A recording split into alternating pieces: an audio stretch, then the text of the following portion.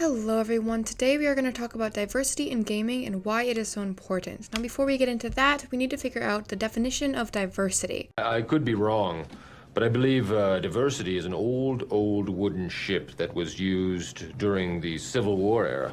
So that is obviously incorrect. The real definition is the practice or quality of including or involving people from a range of different social and ethnic backgrounds and of different genders, sexual orientations, etc. So why should you care? Inclusion in video games is incredibly important. Everyone deserves the opportunity to see and play as a character they relate to. Everyone also should have the opportunity to fit into a community regardless of their differences. The video game community is falling behind. They are not nearly as diverse as what we see on TV, in movies, and shows. To start out on our path to learning about diversity in video games, we need to start at Gamergate. In 2014, a group of anti-feminists attempted to shut down the Game Developer Choice Awards by threatening to bomb the ceremony if feminist activist Anita Sarkeesian was given an award. This was just one of many Gamergate incidents. Gamergate extended from 2014 to 2015, in which a group of anti-feminists harassed and threatened female gamers, game developers. Thousands of feminist streamers and activists were doxxed, threatened with death, bomb threats, mass shooting threats, and more. Their addresses were leaked, making their homes unsafe to stay in. Revenge porn was posted, accounts were hacked and leaked. At the time, there was no way to monitor cyberstalking as it was pretty new. It wasn't until celebrities like Kim Kardashian had their private photos and videos leaked that anyone really viewed it as a problem. Anita Sarkeesian refused to back down from her platform and now makes videos on sexism in video games. Harassment of feminists in the video game world still persists, but that hasn't stopped remarkable women from staring it in the face and achieving some amazing things. We have multiple female esports team. FaZe Clan signed its first all-female team this year, which was a huge push for women in the gaming community. Since then, so many female teams have signed up.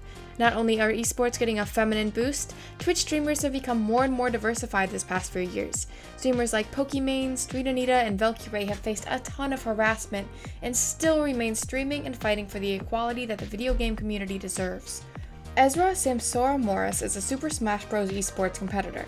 In an interview with EA Sports on Esports Challenges for the Black Community, he stated, "One of the obstacles I've seen Black people face in the Black community is always the blatant racism, from seeing clips of people just gaming and hearing the opponent say slurs, to just the racist comments gamers make on certain gaming platforms.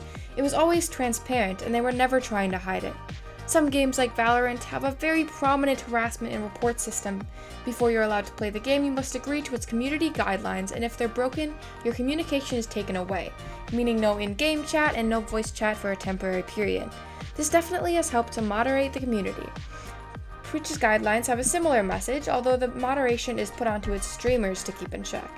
Aaron Ashley Simmons, another eSport competitor, stated in her EA interview, "I've been on broadcasts where I was called the N-word, monkey, and other derogatory terms in my Twitch chat.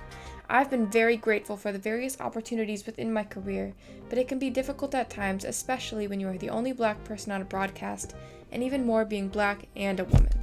The gaming community is evolving, and hopefully we will make even more advancements towards the community being a safe place for everyone.